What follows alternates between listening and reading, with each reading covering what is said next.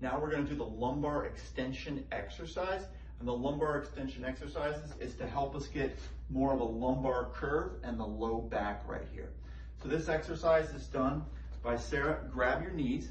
She's going to do two things. She's going to pull her knees and push this forward. So we're trying to get this curve in the lumbar spine, and that's done by contracting and pulling the arms, pushing the chest forward, and getting this curve right into here.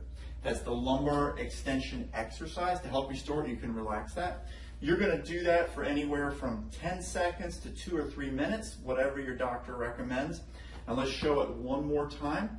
Ready, Sarah? You're going to grab your knees with your hands.